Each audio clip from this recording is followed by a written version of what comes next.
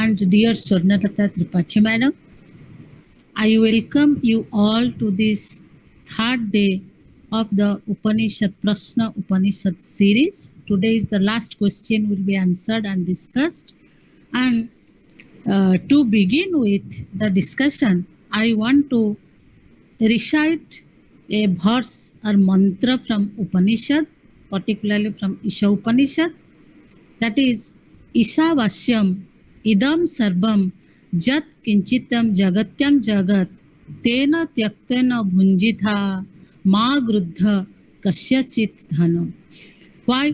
Because the first Upanishad is said to be the Isha Upanishad, and the first verse is said to be the uh, peace. It is said to be the verse which stands for peace. So that is the reason for which I want to recite it. And already Professor Das already initiated all our discussions regarding the two secrets. He is trying to, through his deliberation, he is simply trying to open up the secrets, that is the secret of creation, and the other one is the secret. Yesterday we have already discussed the secret of descent, and today he is going to address the the secret of ascent. So always, every journey begins with wonder. So there are also wonder that initiates the discussions on the Upanishadic knowledge, and the wonder that is put forth before the teacher, before the preceptor, before the guru, in the form of questions. And Professor Das already answered, already discussed the questions that is raised by Kavandhi, Bhargavas, Kaushalias, and Gargyas. So these questions, these four disciples, the questions that is raised, they are assimilated only into getting to know the two secrets. One is the secret of uh, creation, and another one is the secret of descent. And yesterday only Professor Das already had an elaborate discussion regarding how that pure, ultimate, and absolute consciousness continues to exist in different levels of consciousness. And I can quote him, how the formless form, it continues to exist in the different forms.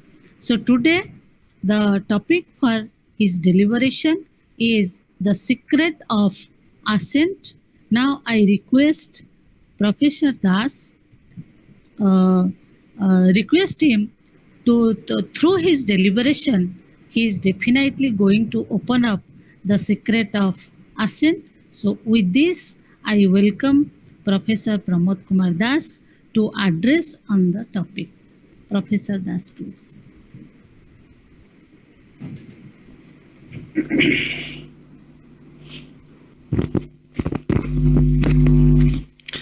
Am I audible, madam?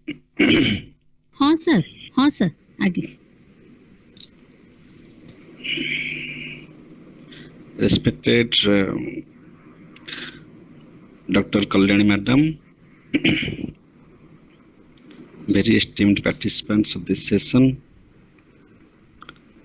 Today is the concluding session. We shall conclude Upanishadic discussion, that is Prashna Upanishad.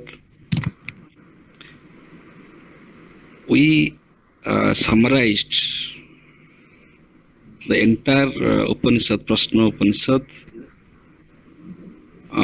by three topics, by three secrets: the secret of creation, the secret of descent, and the secret of ascent.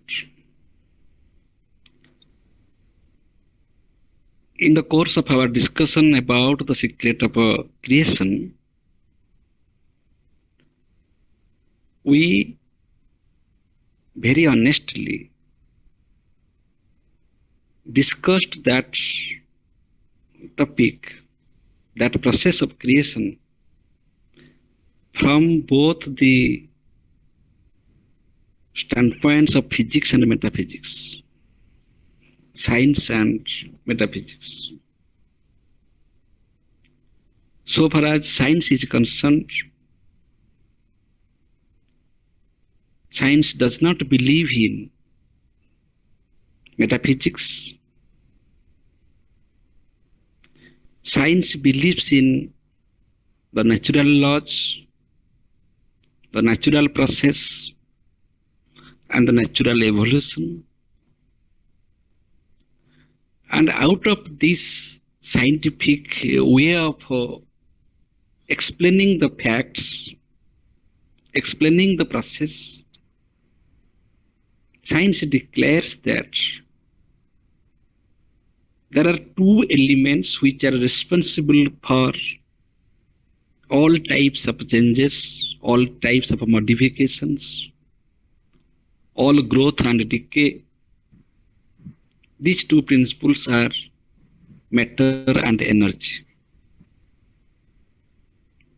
On the basis of these two concepts, matter and energy, all scientific inquiries, scientific discoveries, scientific explanations have been developed.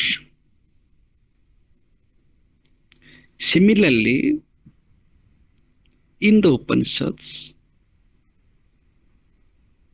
in the metaphysical discourses,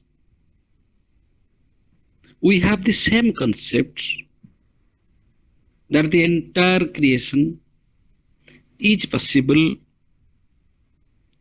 by these two principles. They are matter and energy. For energy, they use the term prana, and for matter, they use the term roy, prana and roy. In science, it is called matter and energy.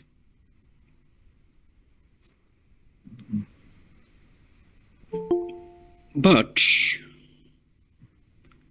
the dimension of metaphysics is wider than the dimension of physics. Because metaphysics means it is beyond the domain of a physical inquiry, physical explanation. So naturally the domain of metaphysics is higher than the domain of physics. Yeah. Because science means the human wisdom, human knowledge. Scientific knowledge is man-centric. Man is the center of scientific knowledge. Science is the product of man.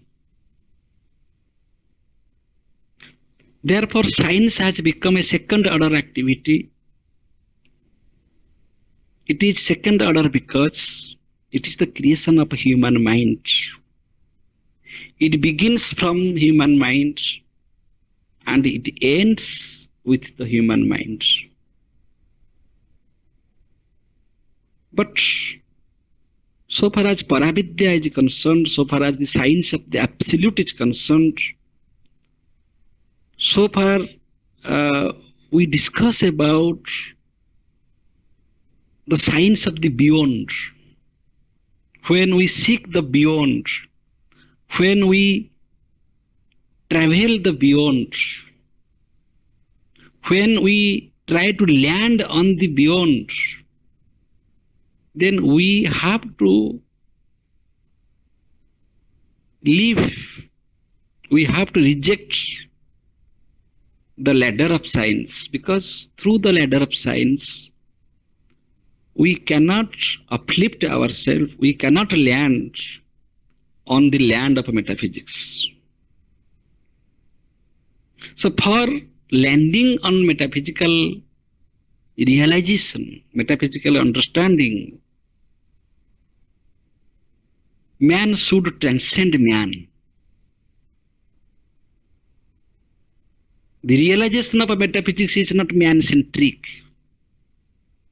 Man is the privileged animal having this possibility of realizing the metaphysical truths only after rigorous spiritual practices, otherwise not. It is not the human possibility in the sense of academic qualifications. It is not that possibility that by reading so many books, scriptures, by having so-called education, one cannot attain that knowledge, that wisdom of the metaphysical realities, of the beyond.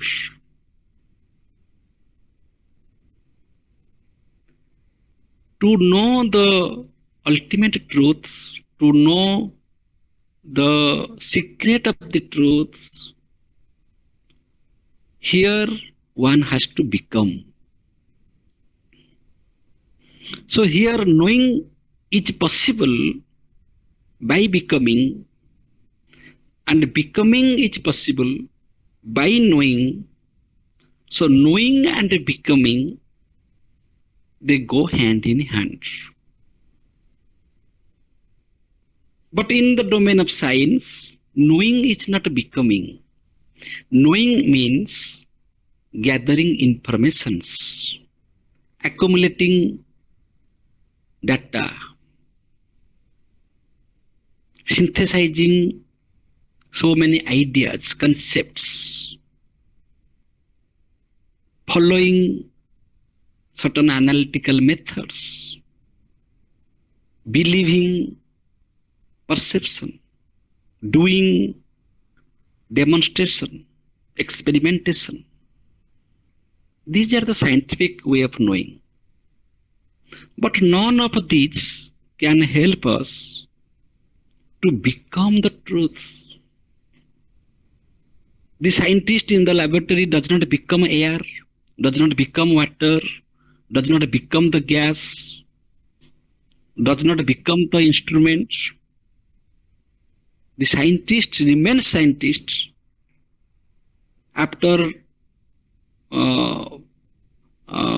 exerting very hard labor in the laboratory in the pursuit of scientific discoveries.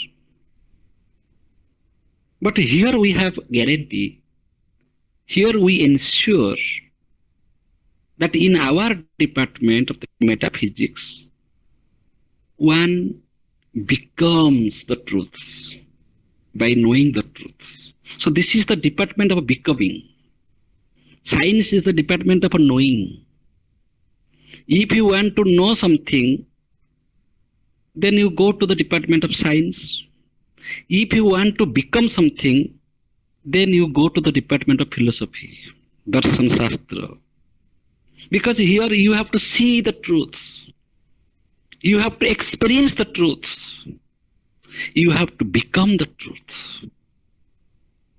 Knowing and becoming are not separate. If we say that one should follow non-violence, that means non-violence should be followed in thought, speech, and action. Not only that, I have some information about non-violence, I have knowledge about non-violence, I have to live with that principle, that virtue, that value. I should not be violent in my thought, manasa hinsa. I should not be violent in my speech, and naturally, I should not be violent in my action. That means my knowledge of non-violence should be manifested in and through my complete personality. I know non-violence means I live with that non-violence. So here, knowledge is not information. Here knowledge is wisdom. Wisdom means living with the values, with shraddha, with love, with affection, with deep devotion. Shraddhavan labhyat jnana. Here jnana, the knowledge, is mixed with shraddha. Attachment with knowledge, it's not attachment. Attachment with wisdom is detachment. Growth does not mean to grow physically. Growth means subtleness. The more you grow, the more you become subtle. You become a thin air. You can fit in every situation, with everybody. You can adjust with every situation. That is the real sense of growth. I am growing means I am becoming subtler by knowledge.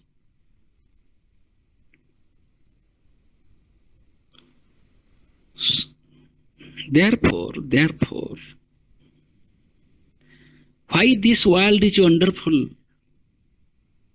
Why we wonder? We wonder because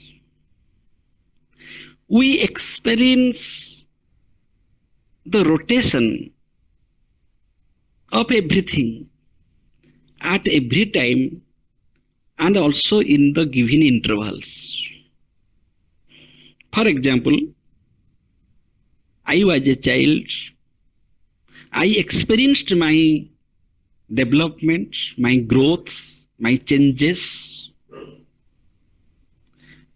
So I should think that through my development, through my growth, the development ends. The development ends. But I experience the same development through my child. When my child was born, the same development was repeated. I saw the development, the growth of my child. The same way, in the same process, my child became grown up. And when I shall become the grandfather, I shall see the same rotation, same development through my grandson. So I was developed, my son was developed, and my grandchild will be developed. And the same way, my father was developed, my grandfather was developed. That means we see the rotation in a regular interval. This is the wonder. This is the wonder because it is so systematic. It is so systematic. It is so tuning. There is a tuning. There is a balance. There is a rhythm in nature without any break. That it develops in a cosmic order. It develops in a cosmic order. I experienced that development not only in human beings, but also in animals, in plants, and in everything. Though we do not see the development of matter, but it is also verified by science that there is also evolution, there is also change in matter. Because the matter that we see in our open eye is not the real matter. Matter means the moment we define something as the particular object, it is only our subjective description, because that is described by the limitation of our instrument of knowing. It is so and so because of my instrument. So as knowledge expands, the picture of the world changes. If knowledge expands, the picture of the world changes. So the world view is different from person to person, because the world view depends upon the view of that person, view of that viewer. Therefore, there are many isms, many philosophical views, many doctrines, but the world is the same. So after knowing the secret of creation and the secret of descent, if we do not try to become, if we do not try to transform ourselves, then it is just like aparavidya, like science. If in the previous two classes, two sessions, or in the previous chapters, chapter 1 to 4, we got the wisdom about the secret of creation and the secret of the descent. How the higher order descends into the lower order and descends into everything in the physical realities and also in the psychological levels of consciousness. If at all we are privileged, if at all we came to know these fundamental truths, then what is our duty? How can we prove that we are philosophers? How can we prove that we are real seekers? The only way of the proof is that we have to become. Therefore, in the ashramas, where teachers impart knowledge to their disciples, they just change the program, that you don't become after knowing. You first become, then you will know. Here we hope that after knowing we shall become. But this is not the practice in the ashram of Gurukul. In Gurukul, in Guru ashram, the training is just the opposite. First you become, then you can digest the truths. So for becoming, for having an alert mind, for having a qualified mind, one has to become, one has to follow the rigorous spiritual disciplines. And there are basically 3 disciplines that we have discussed: austerity, brahmacharya, and faith. Austerity means the physical discipline, that if we are physically embodied, we have physical confinement, because we have a body, because we have sense organs, we have a brain, we have different motor organs. Therefore, it is very natural that we are conditioned by these physical conditionings, physical confinements. But by physical discipline, by doing different types of asanas, we can make our body flexible. Therefore, we shall never feel tired. Therefore, we shall be free from many types of illness, diseases. We can purify our body through different types of asanas and pranayam. By these two processes mainly, and Jama and Niyam are also there, Jama, Niyam, Asan, Pranayam, through these four disciplines, we can maintain the physical discipline that is called austerity. This is the first principle, first qualification. First you become, first you be qualified to ask the question and to grasp the answer. Don't ask if you are not qualified. And don't entertain the question of the person who is not qualified.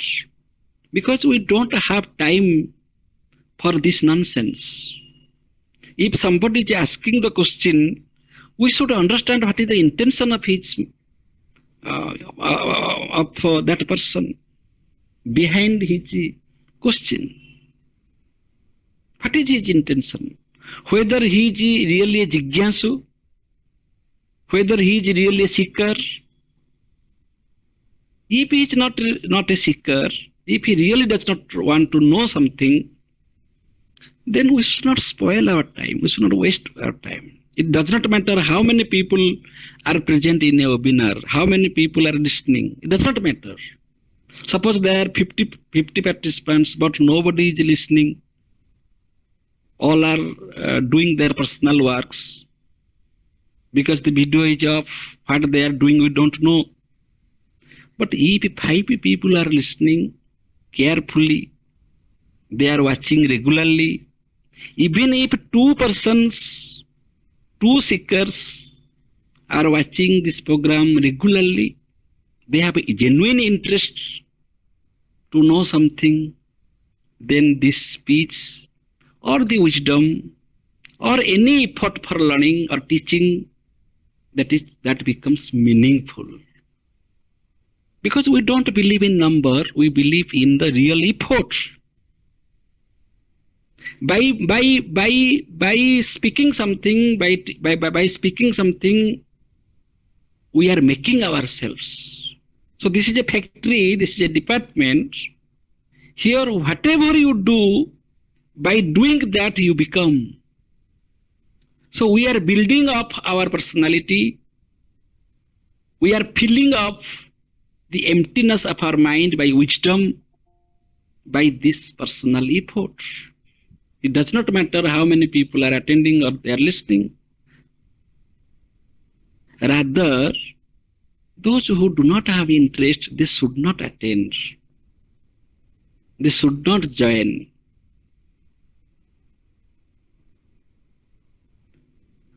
So everybody is not a disciple, everybody is not a student, everybody cannot ask any question, and everybody can't grasp the answer. For that we need a qualified mind.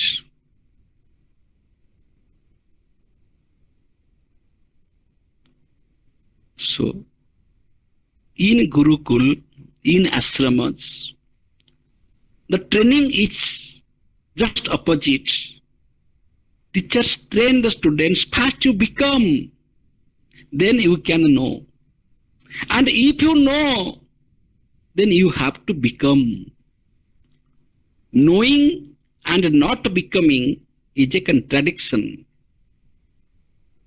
Is it not practical? So the sense of a practical, the term practical, is a very confusing concept. When in the domain of science, we think of a practical, they say metaphysics is not practical, philosophy is not practical. So, in the domain of science, the word practical means perception, experiment, direct evidence, and they are satisfied with that practical aspect. But in philosophy, in Upanishads, in metaphysics, we mean the word practical. We mean that to be practical means to become. To become what you know. If you know the truth, you become that truth. If you know that telling truth is virtue, tell the truth. If you know that nonviolence is a virtue, be nonviolent. Avoid violence in thought, speech and action. If you know that Jagat is mithya from the Paramarthika Satta, behave accordingly. Don't be trapped by the forms. Contemplate on the formless. If you know, if you do not know, that's all right. The ignorant person is excused. If you know, then you become. And the second part is, you let others become. Therefore, great rishis, great seers, great philosophers, after getting enlightenment, they return to the world of common men, world of ignorance, to impart their wisdom, to liberate the people, common people. So I know, I become, and I help others become. This is the process of ascending. I am ignorant because I am a child. I have seen the development. I was a child.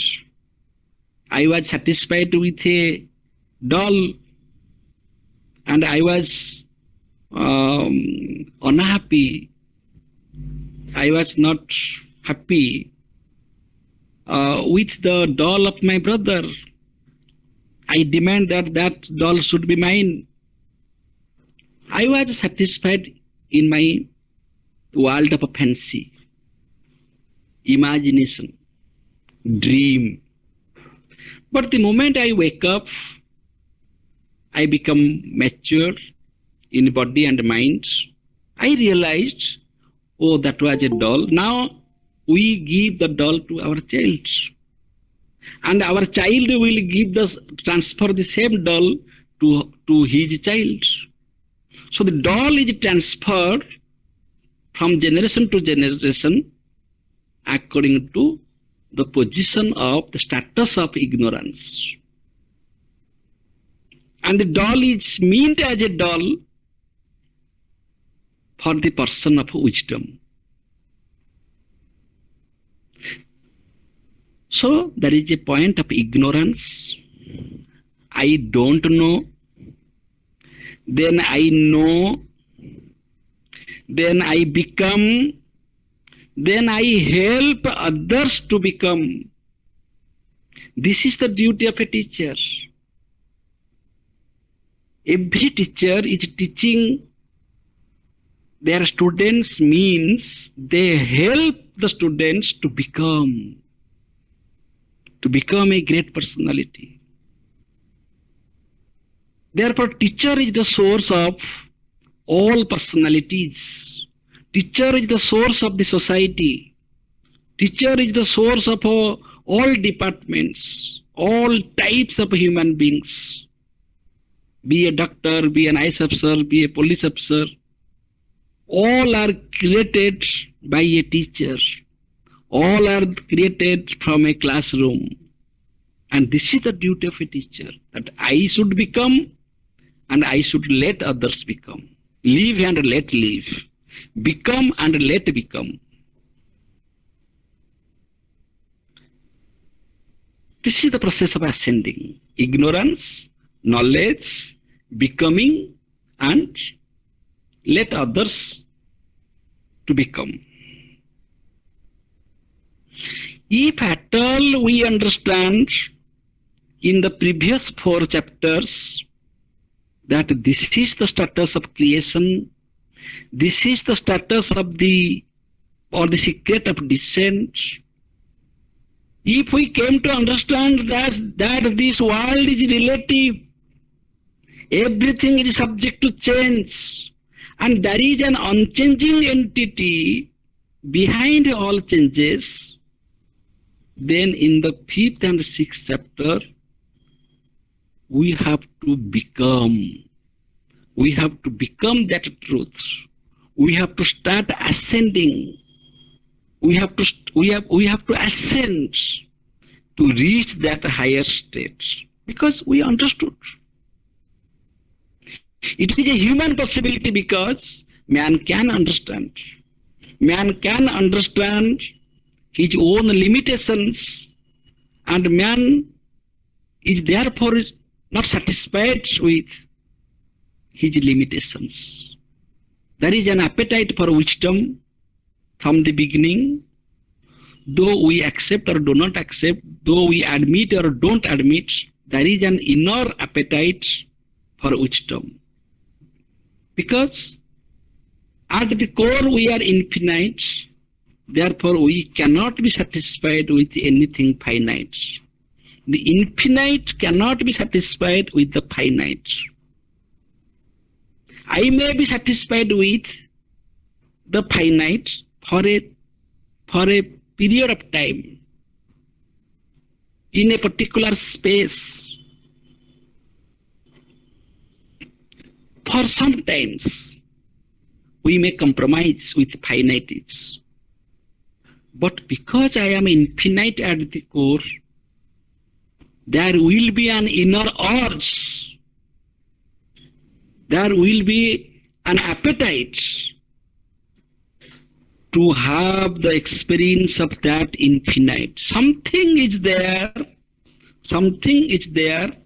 beyond my knowledge of the finite, my experience of the finite, and my vision of this finite world. Therefore, in the 5th and 6th chapters, we are discussing about the process of ascending. How can we ascend? How can we develop ourselves? How can we transform ourselves? The first process, the first step of ascending, the first step of development is with that we have to accept, we have to admit, we have to acknowledge our present status of existence. This is the first step. That means we have to accept our own limitation. That means we have to accept, we have to land on the first ladder of the ladder. If there are 10 ladders, then we have to start from the first step. We can't jump all the steps at once. We have to land on the first step, means the very existence, the very limitation, the very ignorance. That is the base of my existence. Many people commit this mistake, therefore they fail to start. They complain that I am unable to do this. I have nothing. I am poor. I am ignorant. I have no manpower. People don't know me. I am a layman. I am useless. I am meaningless. My life is meaningless. They don't entertain. They don't value their own existence. Therefore, we have to accept the very present existence where we are. What is our ability? What is given to us? We have everything, but we complain that we have nothing. God has given us 5 sense organs. which are very costly, invaluable. We cannot fix a value for it. The more you fix, the more it become valuable. Invaluable gifts that I have two beautiful eyes. Through my eyes, I see this beautiful world. Not only this beautiful world, I see the changes. And through my ear, I hear wisdom. Similarly, through other sense organs and motor organs, I am having many types of experience. And every possibility is there in our assets. So our assets are not our liabilities. My eyes are my assets. My eyes are not my liabilities. Therefore, we should take care of our sense organs. That in spite of the growth of the body, our sense organs should not get tired. We should take that is called yoga. When we mean yoga as the physical discipline, therefore we do asana. Therefore we practice pranayam. Therefore we follow jama and niyam to make our sense organs active. Because these are the channels through which I can see this beautiful world, I can experience this beautiful world. Besides that, I have a mind through which I think, I analyze, I speculate, I believe, I decide, and I have a beautiful heart through which I have sense of compassion, love, sacrifice, forgiveness. I can feel. So I have emotions, I have rational ability, and I have sense organs. All these are freely gifted to me without my effort, without my choice, without my demand. I have not got all these things by demanding, by asking, by prayer. No, it is already gifted to me without my consent. Therefore, we have to start with those assets. If I have such beautiful sense organs and motor organs are also very valuable because they are working without our knowledge. We are aware of our eye sense organs, nose sense organ, ear sense organ. We are aware of, but many times we are not aware of our digestive system, our blood circulation, our breathing system. We are not aware of. But they are operating. They are there to support our existence. What a miracle. What an wonder. This is wonder. But how, Mr. Blood, you are circulating in my body without my appreciation, without my consent? How? How come? How it is possible? What is your aim? What is your intention? No answer.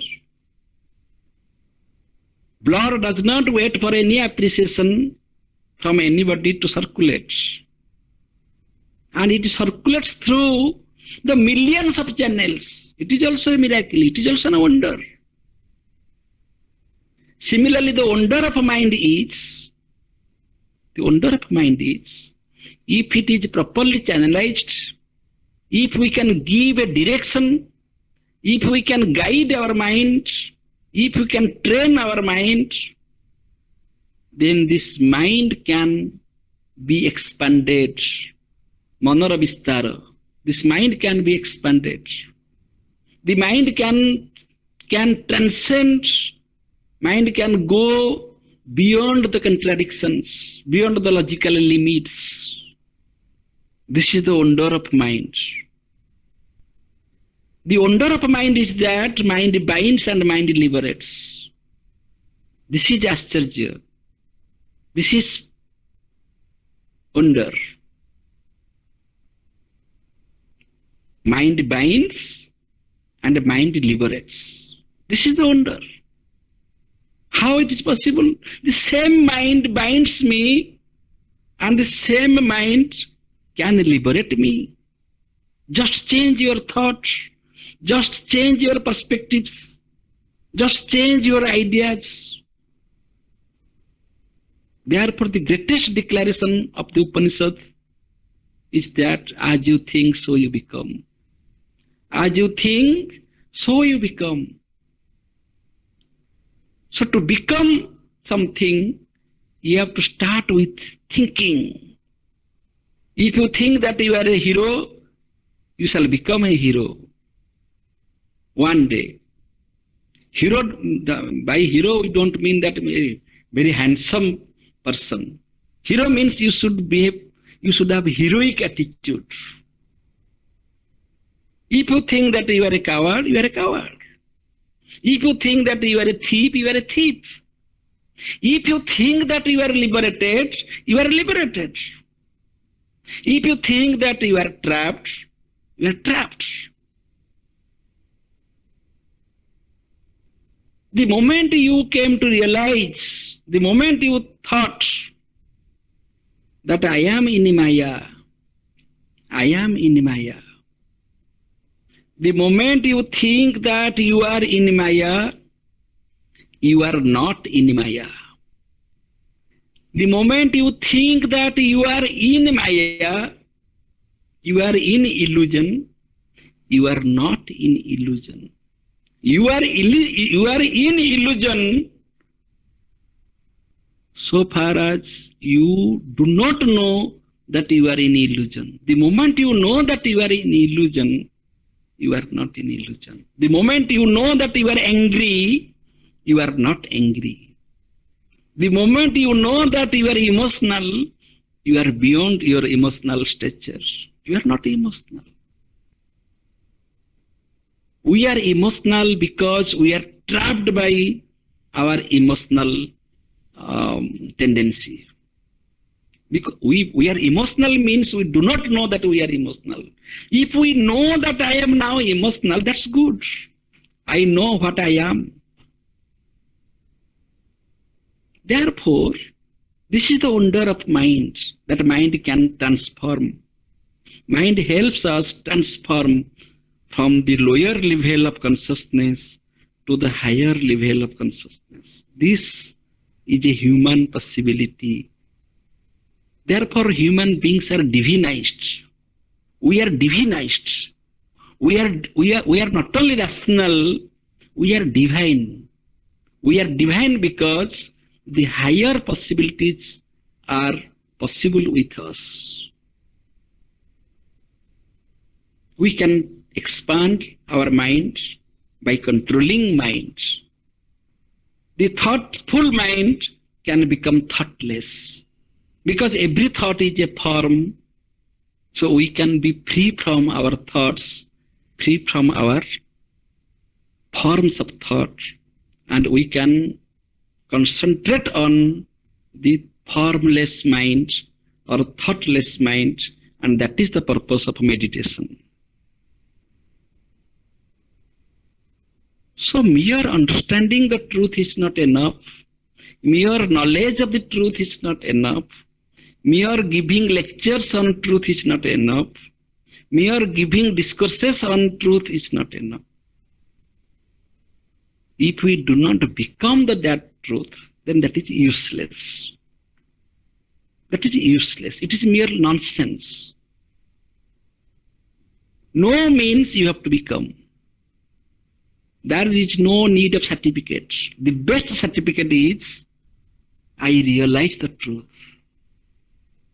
And from the realization of truth, the best reward, that is the joy, that is the bliss.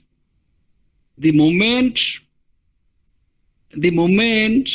you realize the truth, the higher truth, the moment you make yourself free from your ignorance, and the moment you got enlightenment, you saw the light in the darkness, that gives immense pleasure, which cannot be attained through any material prosperity. Material prosperity or anything external to your mentality, your internal existence, cannot give you that stance of happiness, because happiness is within.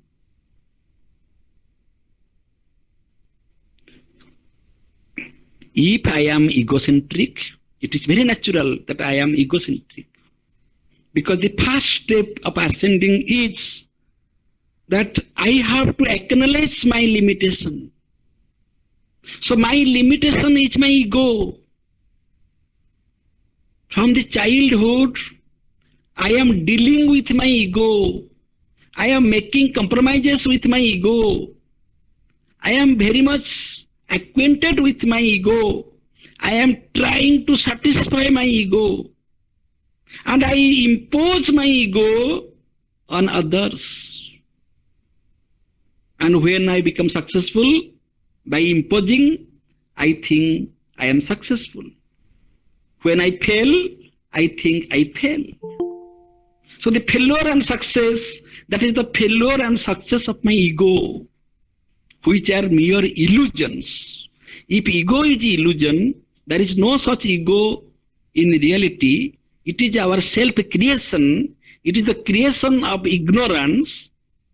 Then our sense of success and failure, our sense of feeling pleasure and pain, agony, all these are illusions.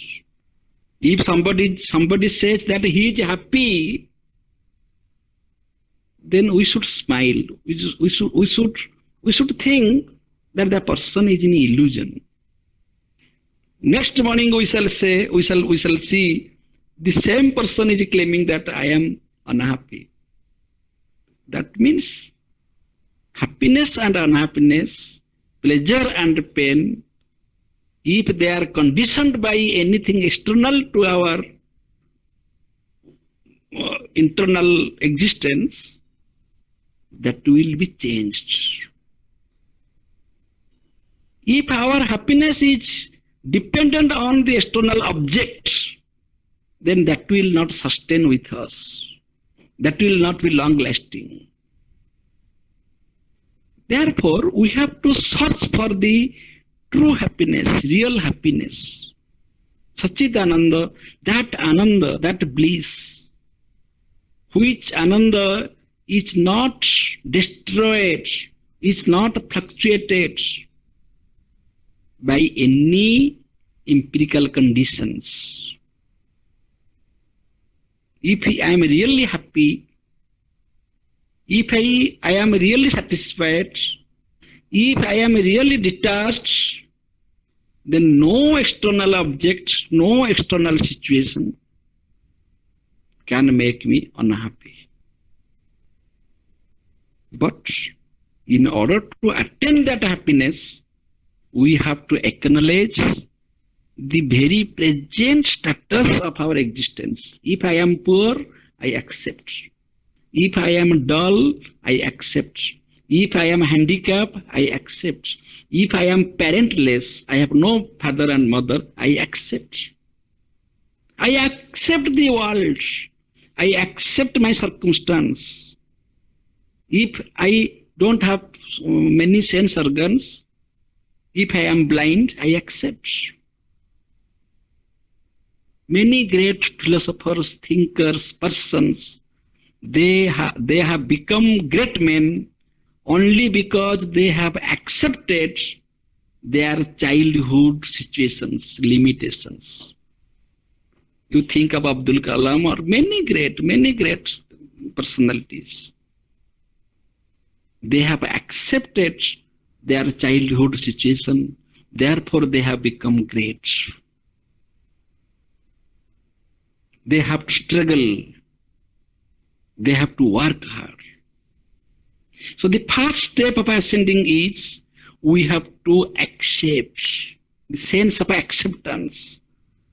We have to accept everybody as it is.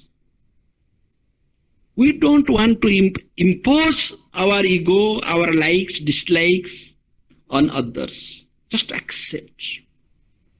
Accept your husband, accept your wife, accept your children as they are. This is the first step. If you don't have patience to accept, then you cannot change yourself and you can't help others to change. Number one. The second step of ascending is we know that the space is illusion, the time is illusion. Space is illusion means this space, that space, the division of space is illusion. The division of time is illusion. Similarly, the division of a situation is also illusion.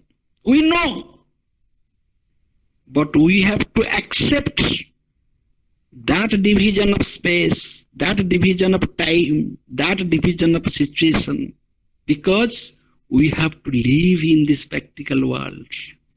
First, we have to accept the division, then we can attain the unification. Unity will come, will be realized through the diversities. So we have to accept the division. We have to concentrate upon the divided space, the divided time, and the divided situation, and we should identify with that concentrated space, concentrated time, and concentrated situation. I am giving an example. That is the difference between the bus route and a train route. The bus route is so flexible that one bus can overtake another bus. One bus, the bus driver are very much free because the road is flexible. Flexible means he can turn left, he can turn right. So the space of the road is open wide. Therefore, the driver feels very relaxed because he is free. He can move to the right, and we can move to the left. He can overtake. But what is about the train route? Train will go on the track. So that track is the conditioned space, the specific space. If the train will not focus on the specified space, then the train will be trackless and that will cause accidents. This is the difference between bus driving and train driving. That does not mean that the bus driver will drive it carelessly, but there is a certain flexibility that he can park the bus on the roadside, he can overtake, he can drive, suppose there are sufficient space, he can drive on the middle, he can drive on the left. Many times now on the highway, buses and cars go on the right side, so we overtake on the left side. Sometimes they go on the left side, we overtake on the right side. So we overtake according to the position of the front vehicle. So here the space is flexible. But in the train route, the road is specified. This is the space. This is the railway track. Even if you go from Kanyakumari to Kashmir, You have to follow that track only. If you will become trackless, if you will compare your route with the bus route, and if you will follow your ego, the train ego will be compared with the bus ego, that you, Mr. Boss or Mrs. Boss, you are driving so flexibly, so I will also go by your style, then the train will become trackless. So here we have to concentrate on the particular space. Similarly, we all have our own confinement, our family's space. We have privacy in our family. But in the space of our family, because we are dealing with our children, husband, father, mother, and others, there also we are public. In bathroom, we are more private. In our bedroom, we are more private. So that is another specified space. So we have to honor our specified space. And we have to start our spiritual sadhana from the given space, from the specified space, where I am. Oh, this is my classroom. If this is my classroom, it is a particular space and it has a particular type of dharma. This is not my family. This is not a dinner party. This is not a ceremony. This is my classroom. I am with my students. So this is a particular space. So I should concentrate on that space for 45 minutes only. I shall dedicate myself with this space. Otherwise, my train of thought will be trackless. So we should not let the train of our thoughts, the train of our spiritual practice to be trackless. We have to follow the track. Similarly, we have to concentrate on the illusory time. Time is illusory because time is one, eternal. There is no division in time. But in the Vyavaharika Satta, in the practical world, we should honor our given time.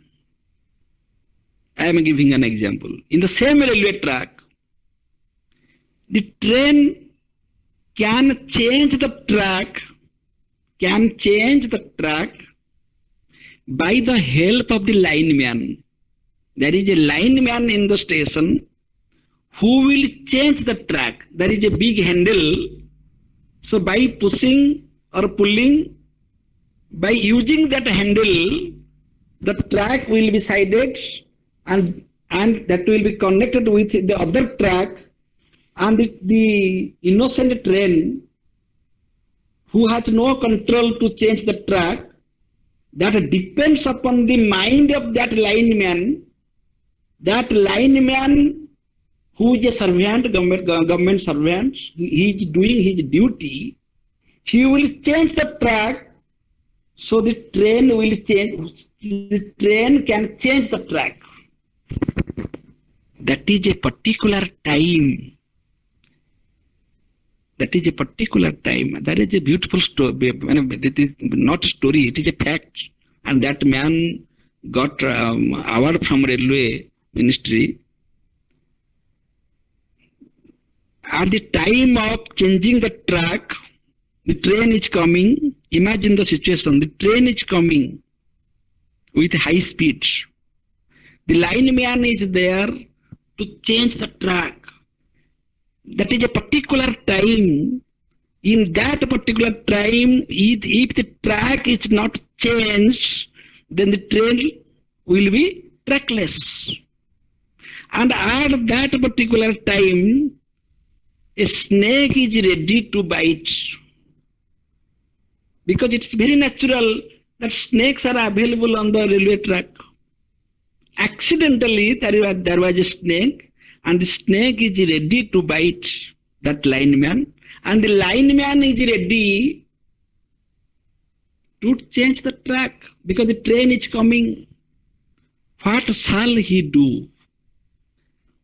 He will save his life, or he will save the life of hundreds of passengers and the train.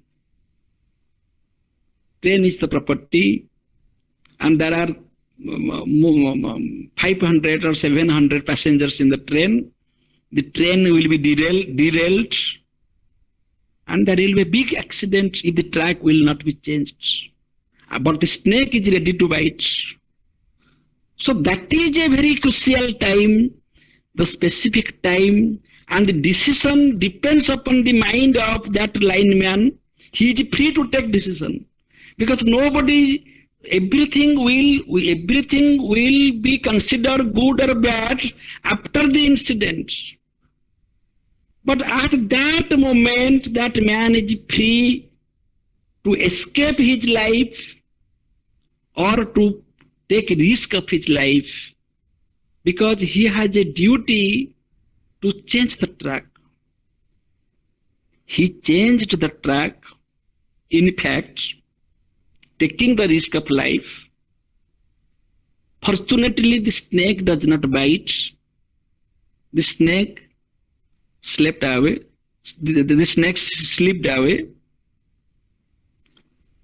And the person changed the track, and the train did not face any accident. There was a possibility at the time of changing the track, the snake might have bitten the lineman. In spite of the risk, in spite of the unpredictable situation, whether the snake will bite or not, nobody can predict. That depends upon the snake. I mean to say, this is the importance of time. Therefore, the Sattva, Raja and Tama, these three gunas are meaningful. These three gunas are meaningful in different times. Tamasic guna is also very much necessary because that is rest. We should take rest. We should have rest. If we do not enjoy rest, then we cannot work. Our mind will become dull. Our mind will. If we shall not take rest, then we shall become restless. Mind will become restless. So, in order to free our mind from restlessness, mind should take rest. Therefore, in the night, on our bed, we should have sound sleep. Otherwise, we cannot wake up in the early morning with a fresh mind. So at that time, that tamasic attitude is necessary. Similarly, when in case of that lineman who was there, who was watching his death and the death of the hundreds of passengers, at that time he was Rajasic. Rajasic means the power, the will power, that mind which can take risk. Many times we have to take risk. Rajasic means we have to be active in a given time. Sometimes we walk very gently. Sometimes we have to run to catch the train. So at the time of running, if you walk slowly, then that is not that is not the mature personality. Sometimes we need to be active. So Rajasic quality is also meaningful in a given time. Similarly, sometimes We have to enjoy the sattvic quality. Now we all are in a mood of sattvic quality. Here we are not fighting. Here there is no snake ready to bite us. This is not time of sleep. So when there is satsanga, jnana yajna, discussion about Upanishads, we are discussing about the ultimate truth. Here our mind is sattvic, and that is also necessary. That is also necessary. That means sattva, raja and tama, these three gunas are manifested and become meaningful in a particular given time. I am giving another example. The brain of a child becomes fully programmed, fully mature only at the age of 8. Only at the age of 8.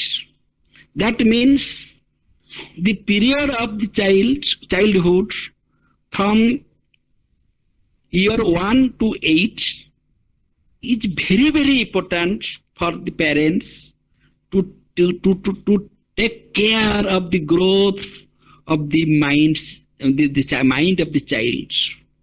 Because the brain is fully composed, fully manifested, fully becomes full mature at the age of 8. And after 8, he enjoys the products of that groomed mind. That means the time of 8 years of the entire lifespan becomes a concentrated time which need to be focused. Otherwise the child will not grow. So what we are today, that depends upon our nurture in our childhood by our mother, especially mother. Father is secondary. I am the reflection of my mother. And the brain is completely groomed at the age of 8. So at that time, many working lady, they leave their children with a lady that serves in the home, maid. And many times it is found that the child is tortured by that maid, and the time of expansion of mind, the growth of a mind, that is between 1 to 8, that crucial, that important period of the growth of the child is disturbed. So the whole life is disturbed. Many times it is found that we leave our children in the hostel so that they will not disturb us in our busy routine. Such children complain when they become grown up, they become married, that what you have done for us, for me. You have left me in the hostel, so I shall leave you in the old age home. That means if we give, then we shall receive. We shall receive if we know the art of giving. If we give affection to our child, if we give time, parents don't have time for their children. And time cannot be compromised. That today I did not give time, tomorrow I shall give, tomorrow will never come.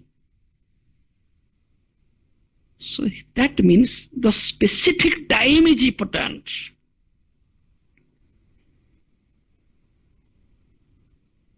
That time is important. Otherwise there will be misunderstanding. If the time is not understood, there will be misunderstanding. If the space is not understood, there will be misunderstanding. Similarly, situations. We have to be careful about the given situation. What is the situation? In which situation I shall behave in which way? That was the problem with Arjuna. Arjuna failed to understand the situation of the war field. That this is war. This is the war field. And I should behave like a Kshatriya. I should behave like an warrior. I should behave like a warrior because this is a situation of war.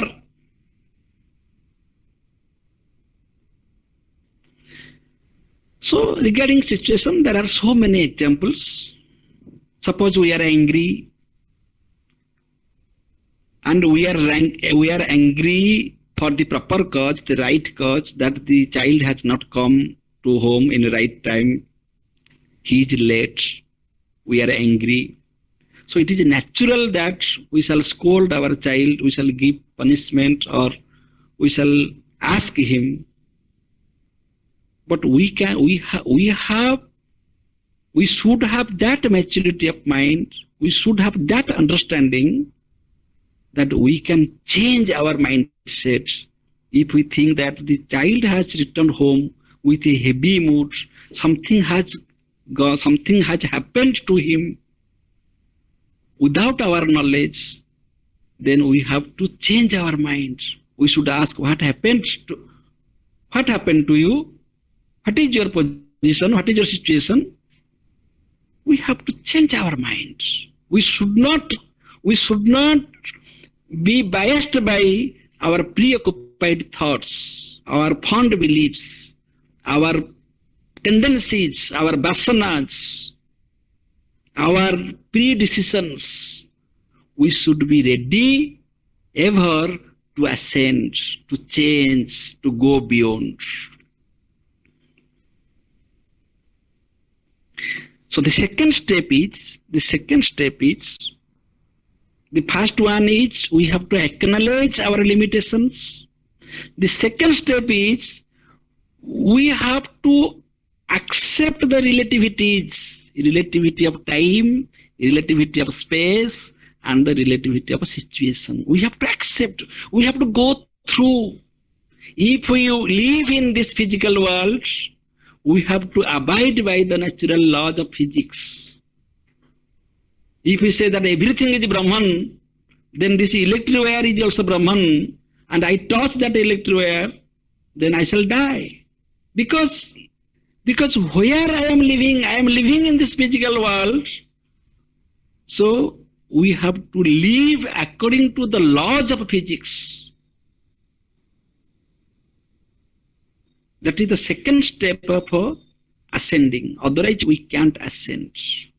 We can't ascend. That we have to understand. If we understand the specified space, then there is only the scope to transcend the space. If we honor the specified time, then that is the only way to transcend time.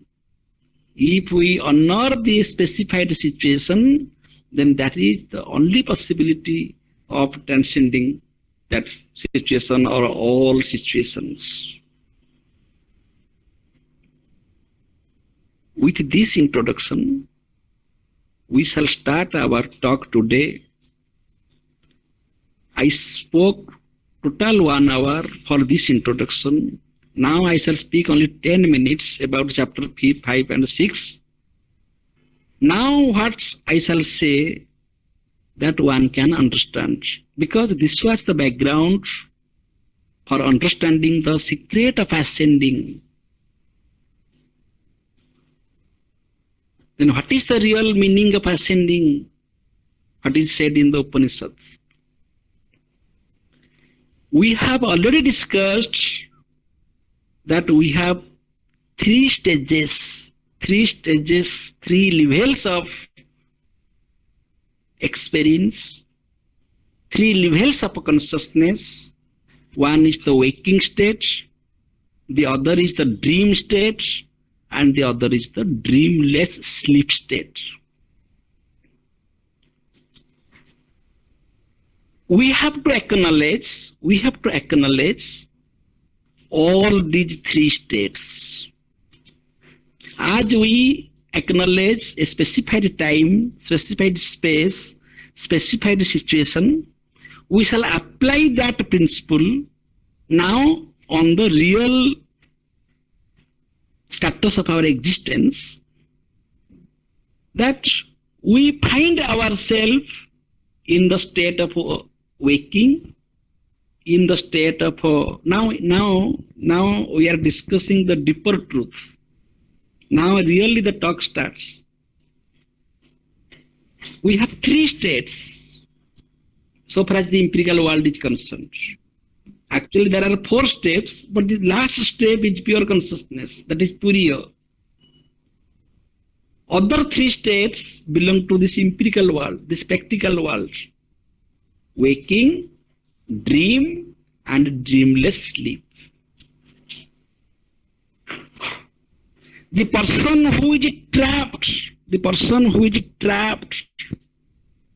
he is trapped by one of these states.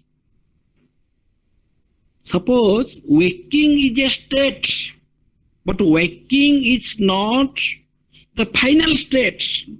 This is an illusory state, because the real state is pure consciousness. That railway track is meaningful because the train should not be trackless. But the train driver should understand that this track is meaningful only when the train is moving.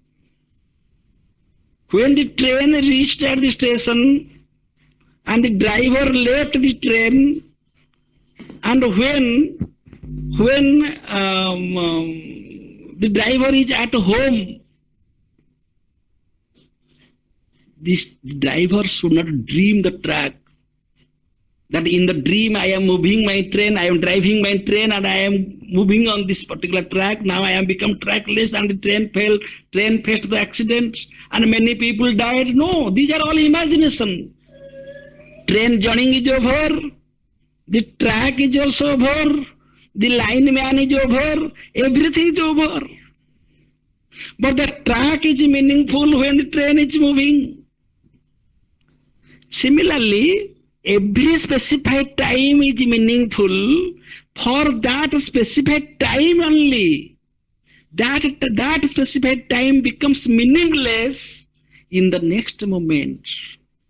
Therefore, it is very beautifully said in the Upanishad, when a lady enters into a room,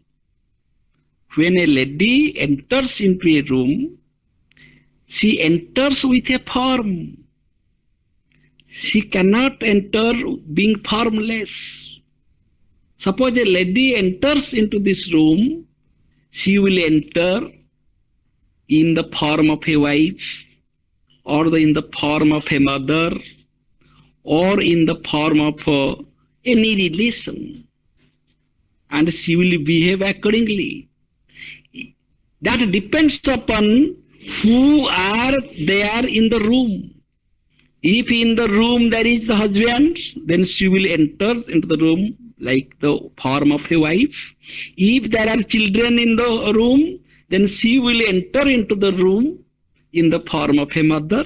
And this way, in which form she will appear, that depends upon the given situation. So train journey is over, the track is over. So track is meaningful. That does not mean it is always meaningful. So we have to understand both meaningfulness and meaninglessness of the same situation. This is the secret of ascending. This is meaningful from this perspective, and this is meaningless from another perspective. We have to understand this. Similarly, the moment I wake up, the entire series of my waking state, what I call science, philosophy, and religion, everything has been created in my waking state. In the waking state, I am guided my vibrant ego center, very active ego center. My ego is very much active in the waking state. There is sense of agency. I own my waking state. Yes, I know, I am aware of my waking state. But we should know that this waking state is simply illusion because it is non-existent. It becomes illusory when I am in a dream. Similarly, when I wake up, the dream becomes illusory. So, the relative situations falsify each other. Dream falsifies the waking state. The waking state falsifies the dream state. Because none of these is real. My being father is not real. Therefore, it is falsified before my wife because I am not father of my wife. Similarly, my being husband is falsified before my children because I am not the husband of my children.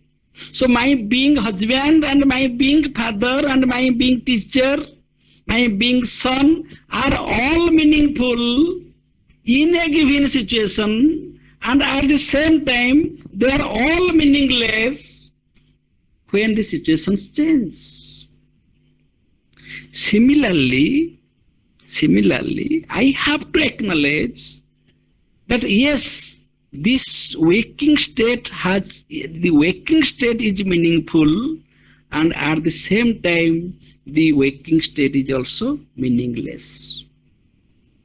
Similarly, the dream state is meaningful so far as I am dreaming, but the dream state is also meaningless. Similarly, the deep sleep, that is also meaningful in a given time, in a given situation, and that is also meaningless from the Paramarthika Satta, because I am pure consciousness. We have to acknowledge the diversities. That is the initial stage, and that is the very important stage of transcending the limitations. Knowledge of limitation helps us transcending the limitations. If we know the limit, then we can cross the limits. So knowledge is very much important. So the Upanishad is knowledge oriented. Upanishad is Jnana Kanda. That gives us light about the ignorance. So here the fifth disciple, Satyakama is asking the question, to which world does he go who meditates on Om? This is the fifth question. Please give me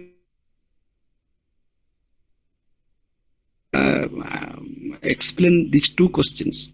The questions are now answered. The fifth question of the fifth disciple is that, to which world does he go who meditates on?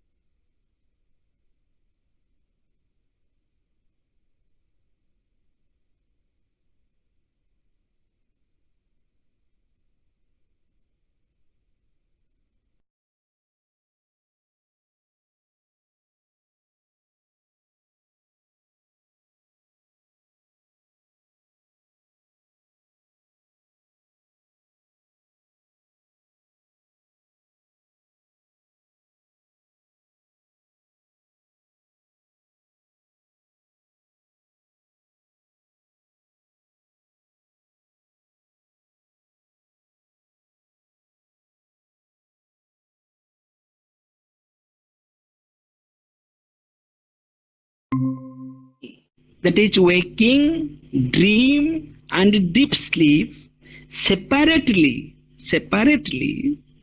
then we shall return to this world. We shall return. That means the recitation is not bad. That means uttering the word Om is not bad. But if you focus on the matras A, U and M separately, then you will return to this world again. You will start your sadhana again. And one day you will reach at that place. But if you utter these three matras at a time,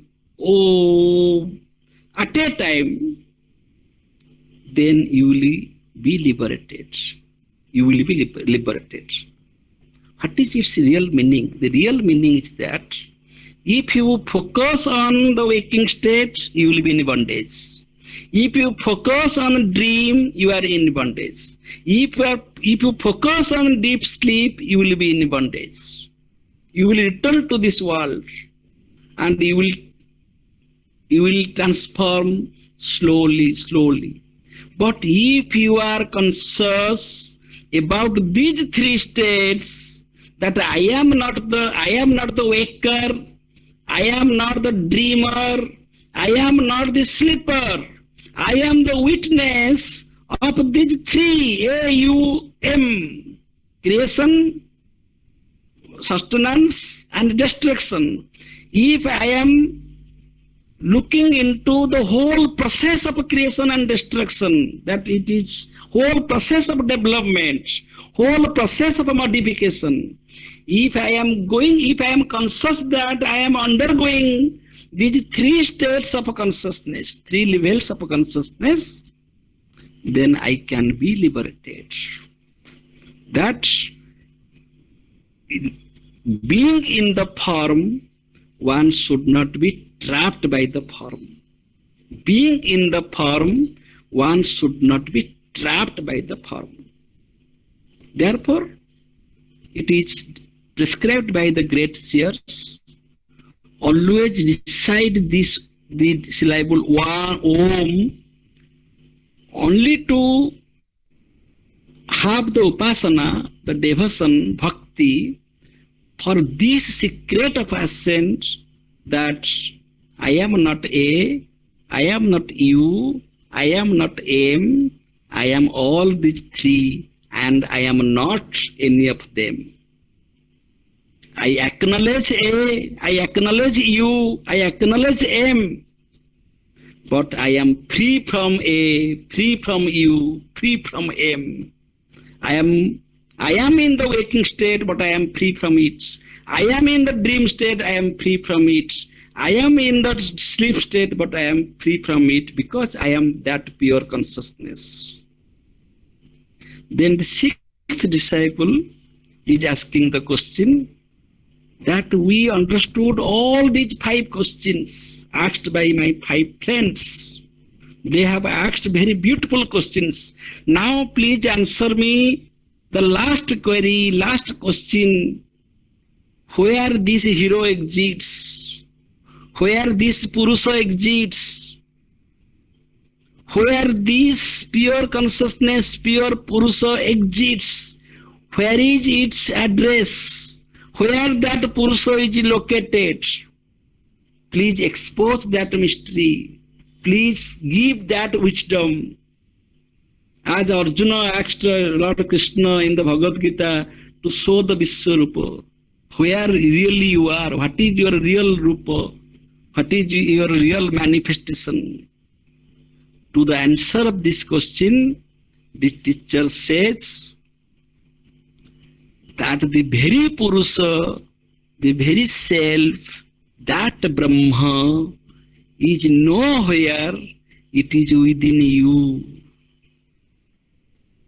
It is in your body, it is in your mind, it is in your thought, it is in your prana. And the same Brahman is in everything. So this is the mystery. This is the secret. Where you are wandering, you are searching this truth outside. So the last question is very important, that where this Purusha is located. The Purusha is located in you. You are that Brahma, Tattvamasi. You are not different from Brahma. By ignorance you think that you are different from Brahma. Because of your false identification, because of your false attachment with your body, mind and intellect, you think that you are body, you are mind and you are intellect.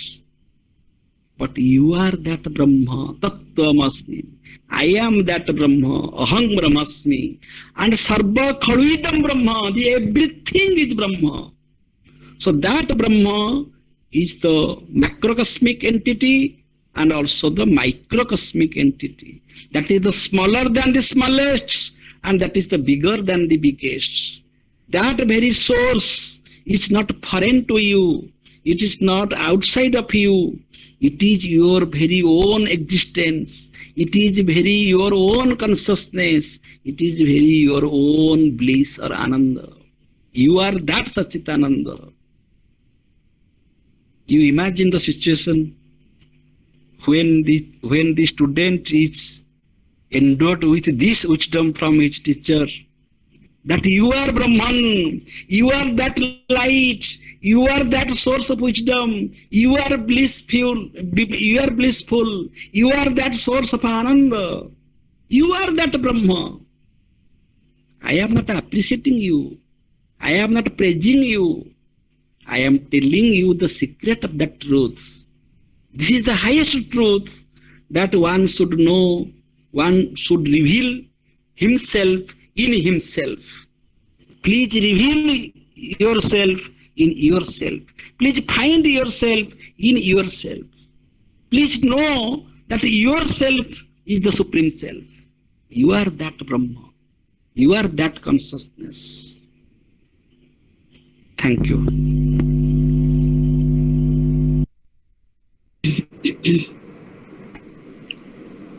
Hello, am I audible? Yes, madam, audible. Okay. Thank you, sir, for your really a very thought-provoking lecture on the topic Secret of Ascent. So you began your discussion by, I can say it, a maxim, that is knowing by becoming. This maxim is one where we can say, or we can see the convergence of both Indian and Western philosophy. The wisest man of Greece, the great philosopher Socrates, also said in the same line of thought that to know virtue is to become virtuous. So the need of the hour is to understand the cosmic rhythm and transcend the aparavidya or the empirical knowledge and transform ourselves to be the worthy disciples to get the pulse of wisdom. We make efforts to transcend the aparavidya or the domain of empirical knowledge so that we will enjoy ourselves in the domain of paravidya or that which is absolute or ultimate knowledge. So the process of ascent is possible through different stages. That is, it all began from our ignorance. Then we proceed to knowledge. Knowledge, in your deliberation, you have already said that knowledge has two stages. One is there we must accept our limitations, and we must be aware that everything that we know here, that is relative. So from these two standpoints, we have to understand what knowledge is.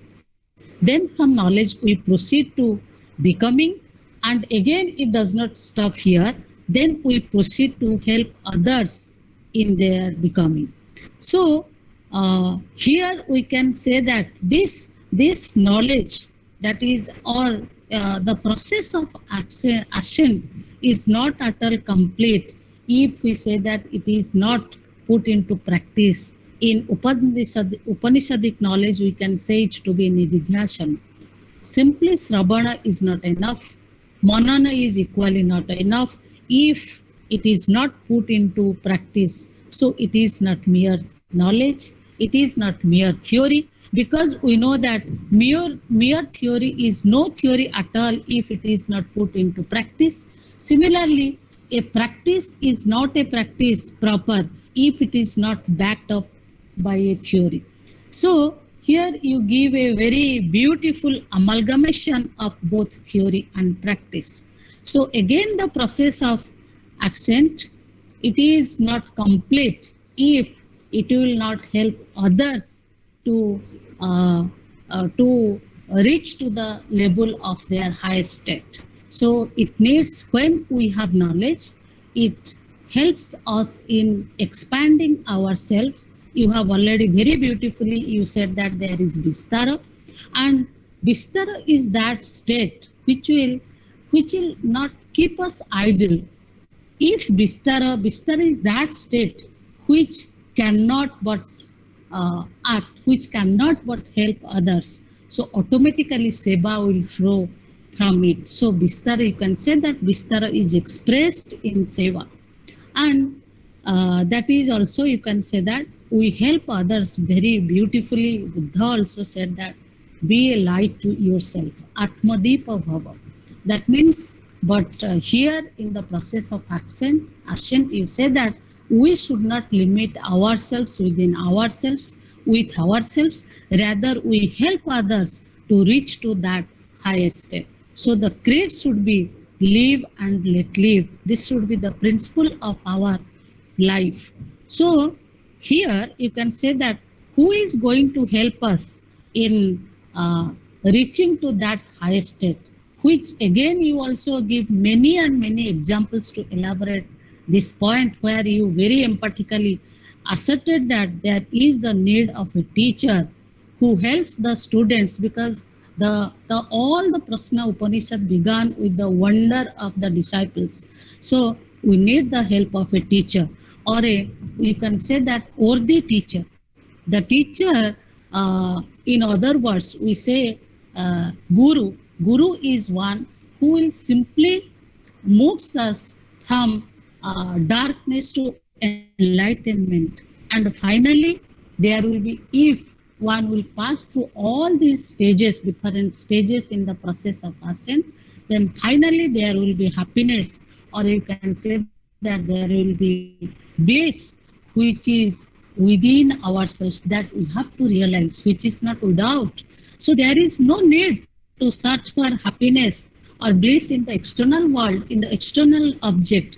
Rather, we only when we transcend the different states of or levels of consciousness, that is Swapna, Susupti and Jagrata, and lands ourselves in the state of Turiya, that is the highest state, only with the discriminative knowledge, that is Nitya, Anitya, Vastu, Viveka, then there will be only peace, only bliss, and only happiness will prevail there.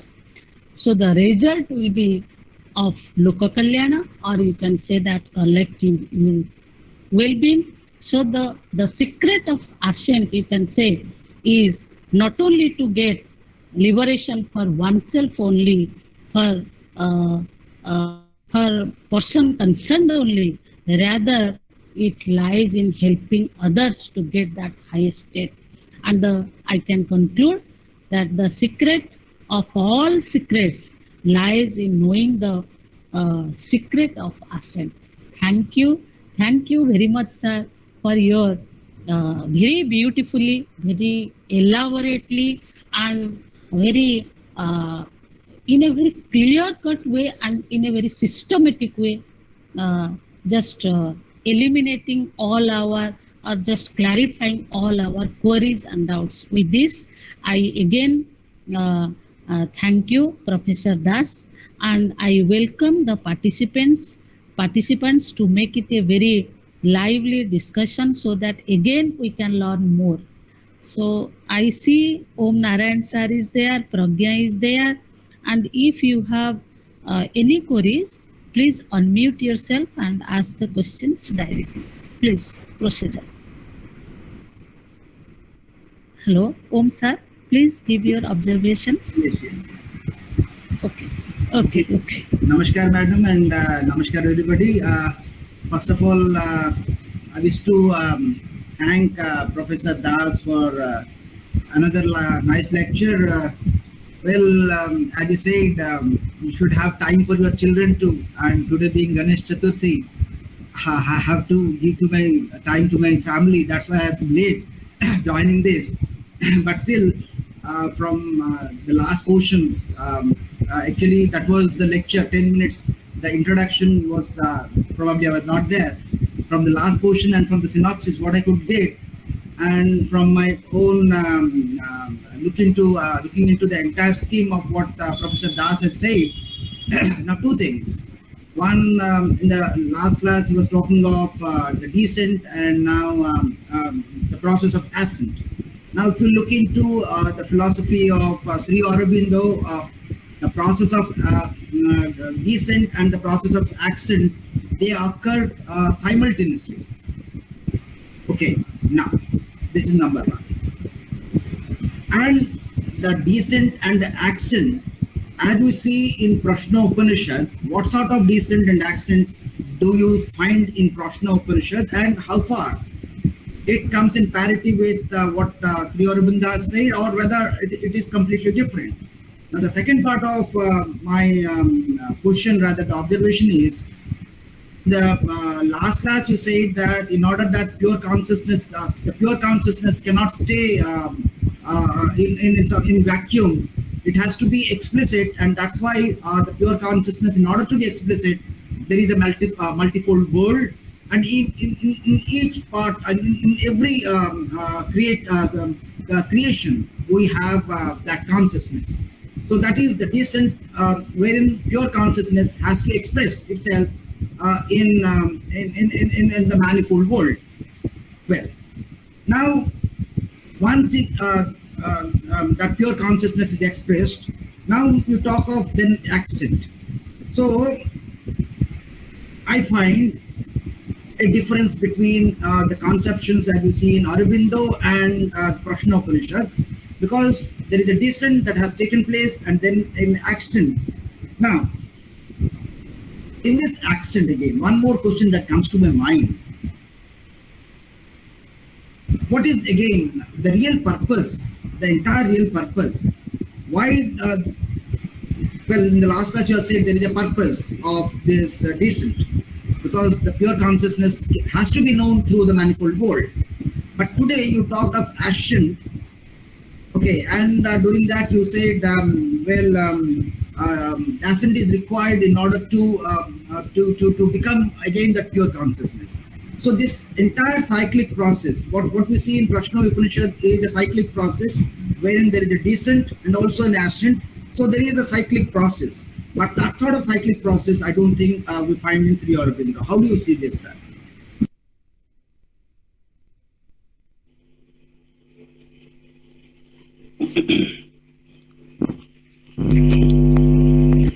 Sri Aurobindo was also motivated by the teachings of Upanishad, because he has written a very beautiful book on Upanishad, taking all the Upanishads. That I just forget that book. There is a book written by Sri Aurobindo. Therefore, his ideas are derived from the teachings of Upanishad. Because Upanishads are the root. All contemporary thinkers, not only Sri Aurobindo, because Upanishad is the root, therefore all the great thinkers after Upanishadic period, naturally they follow the teachings of Upanishads and they give their own interpretations. Your question is whether the process of descent and ascent is simultaneously that takes place, as it is said in the philosophy of Sri Aurobindo. Yes. anything ascends because there is descent. That means it is also scientific. That is not only by Aurobindo or in the Upanishads. Science also claims that. A child grows into the adult because the adulthood is the possible evolution of the child. A seed grows to the plant only because the possibility of a plant is there in the seed in the latent form. This is very scientific. Nothing comes out of nothing. This is the causal principle. So, ascent is possible only there is descent. This is the law of physics. There is no philosophy in it. This is the law of physics. And that goes in a circle because from the seed there is plant, fruit. Again from the fruit there is a seed. Whether the fruit is first or the seed is first, this question remains as a question. But it goes in a circle. So this happens simultaneously. But both in the philosophy of Sri Aurobindo and Upanishad, Prashna Upanishad, when we speak of human development, when we speak of the transformation of human mind, we don't wait for the simultaneous change. Because that is the human possibility. Man can speed up that progress.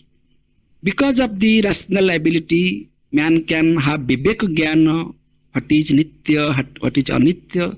This knowledge is not there with animals. This is a human possibility. Vivek jnana. And having the vivek jnana, having that discriminative knowledge, man can meditate, man can fix with what is nitya. By that way, the progress becomes more progressive in case of human beings. So here we focus on both in Sri Aurobindo and Prashna Upanishad, there is a focus on different types of mind. Sri Aurobindo said overmind, higher mind, illumined mind, intuitive mind, super mind, Sachidananda. And all these minds are the human minds because that process found in nature and that descent and ascent process found in human being. Two types of discussions are there. In case of a human being, the natural effort is added with the human effort. Now, suppose we are not educated, we are not spiritually motivated, we don't have that wisdom, then also our body will grow. Then also our mind will mature without our consent. The body of a mad person, the mind of a mad person also matures. Because the river is flowing means it will reach the ocean at one time. But if we clean the river, if we make the edges of river, if we take care of the river, then the river will flow in a speedy. Similarly, our natural evolution is there because this body is a natural product. This body is groomed by the natural laws. But by doing asana and pranayam, breathing is natural, but pranayam is not natural. Pranayam is made by human effort. Sitting, sleeping are natural, but to sit in a particular posture and to sleep in a disciplined way, that is yoga. That is the human effort. So by human effort, we can take care of our physical existence, psychological existence, and spiritual existence. And by human effort, we can have the wisdom of the discrimination between Nitya and Anitya. Similarly, by human effort, we can transcend, we can go beyond. That is the human possibility. Therefore, simultaneous descent ascent process is there, but in addition to that, here we are focusing on the capacity of a human being. Man is not only rationally capable, man is also spiritually capable. Man can accumulate, man can be attached, man can be detached also at the same time. So we focus on human effort because man is suffering, man needs to be liberated. So for that liberation, we should not wait for the natural flow of a simultaneous descent ascent process. By yoga, by the discipline, we can expedite it. We can make it more progressive. I think this is the answer to all of your questions. Thank you. Yes. The nice take from your response is that a plant is already contained in the seed. Otherwise, the seed will never grow into a plant.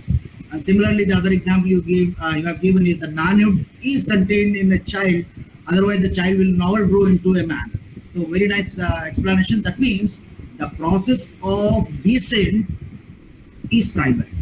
So, the pure consciousness has to descend first for the ascendance to be possible. So, there is a primacy. Well, even though the process becomes simultaneous, but that has happened at a later part of time. So, we have to assume the primacy of the descent in order that there is some ascendance. Okay, thank you. Thank you for this response. Thank you. Thank you. Hello. Anyone? Any problem? Any issue? Any query? Please ask. Please unmute yourself and ask.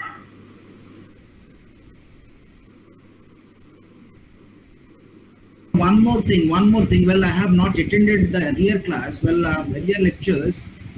The creation. The first questions that rolled around the creation of this world. Now, the question that arises is whether, well, you said that the initial creation there was nothing there except pure consciousness, and in order that the pure consciousness becomes known, there is a manifold world. There is the creation of the manifold world, and we talked of the Dasavataras and how there was evolution over the period of time. So one thing that comes to my mind, whether the pure consciousness saved out this world from out of himself, or was there some pre-existing material? Even we find similar question in the Judeo-Christian tradition. Was there some pre-existing material for him to get the world saved, or did he save out the world from himself? Yes. This is a very beautiful question, and the answer is there is no the other. So one implicit cause, that the same cause which is efficient cause, which is the material cause, which is the instrument cause, and which is the also final cause. Final cause means the entire glory of manifestation is there in the unmanifest state. The entire growth of a big plant, big tree is there in the very small seed. So the final shape of the tree, final cause, that is there in the small seed. Similarly, the complete manifestation is there in the unmanifest.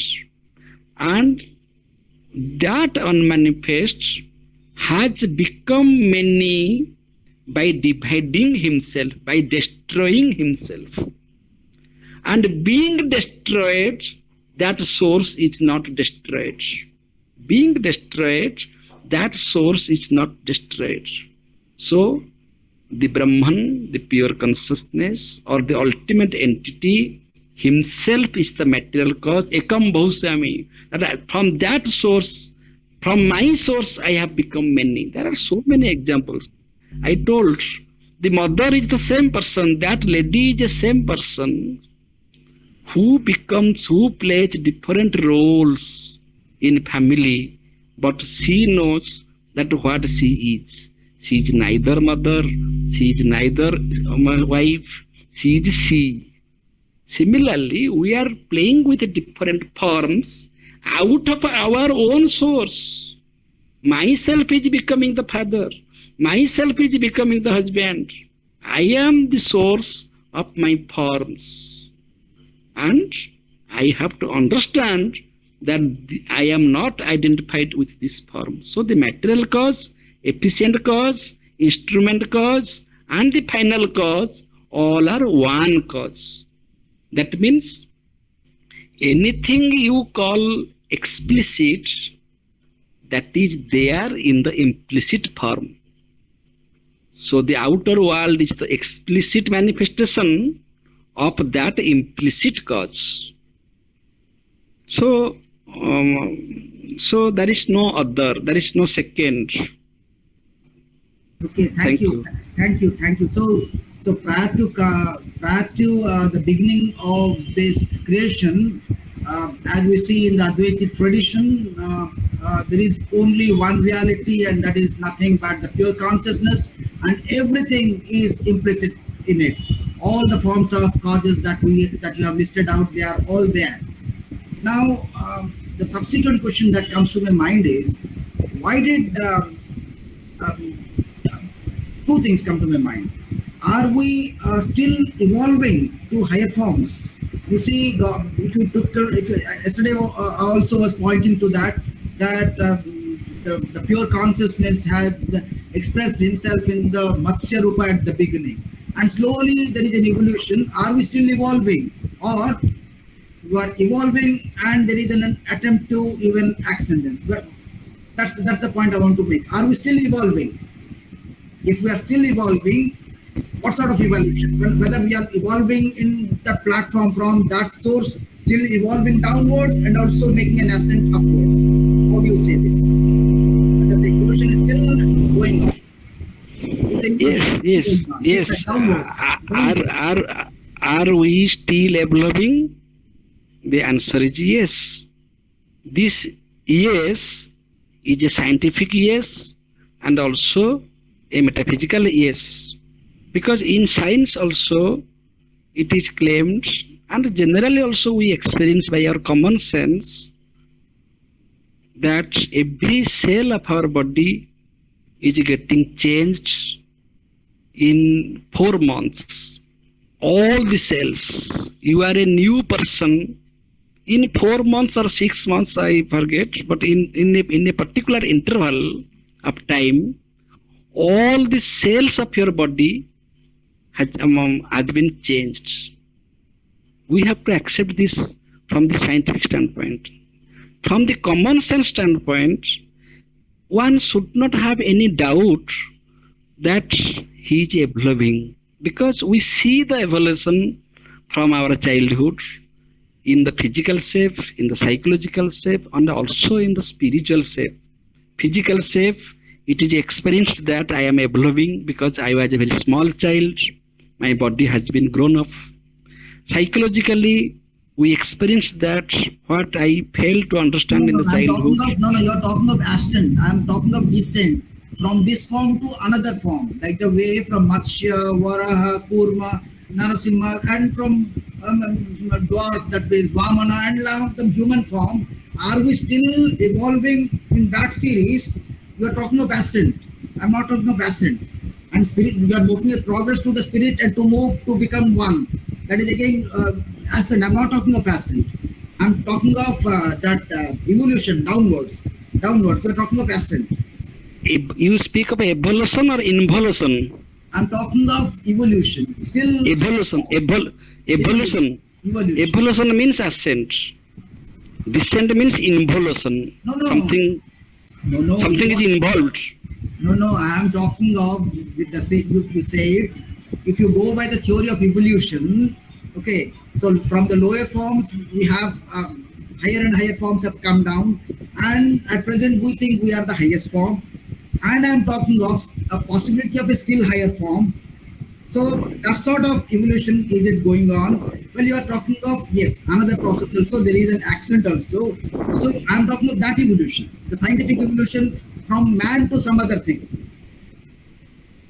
That part. No, I actually I fail to understand your question. Now, But anyway, Hello.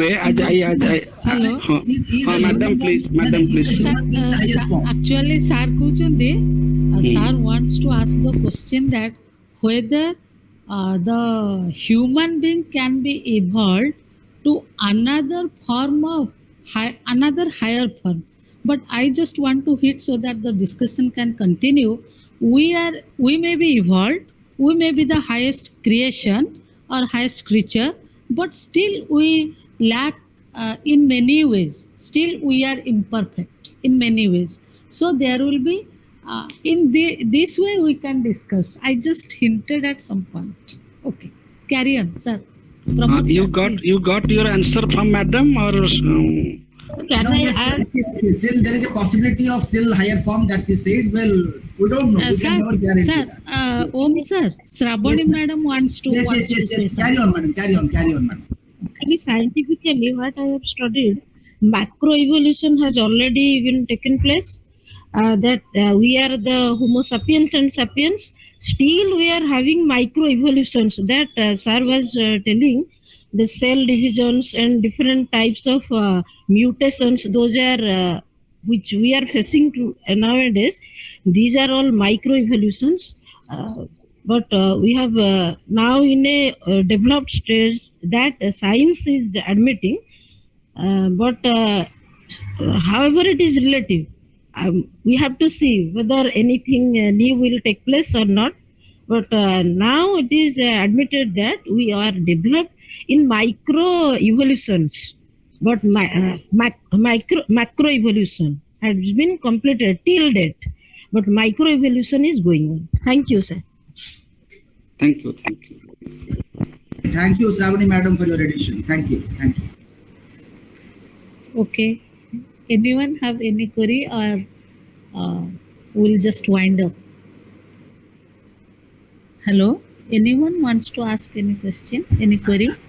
I don't want to ask any question, but I should thank Professor Das for being so much involved in responses and also in his lectures. Very beautifully he is doing, and I should congratulate him and wish him all success in life.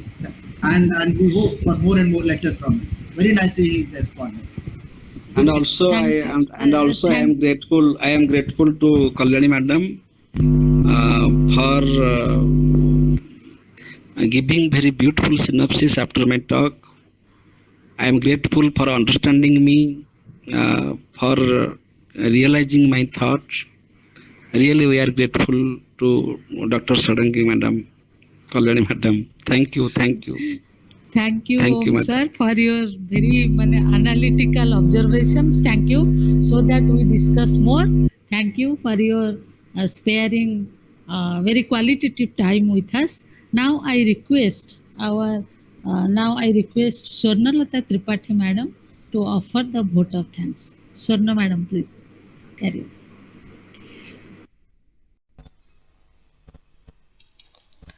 on. Namaskar to all. 3 days lecture series on Prashna Upanishad ended successfully with this concluding session. We thank all the participants for being with us in this session and participating in the discussion. Our esteemed speaker Pramod sir delivered the concluding talk on the secret of ascent, covering the fifth and sixth chapter of Prashna Upanishad. Very beautifully and elaborately, he discussed about the possibility of the ascending order of human personality. We are all grateful to him. Dr. Kalyani Sadangi Madam moderated all the session of Prashna Upanishad And today she gave very beautiful finishing note after discussion. We extend our deep sense of gratitude to her.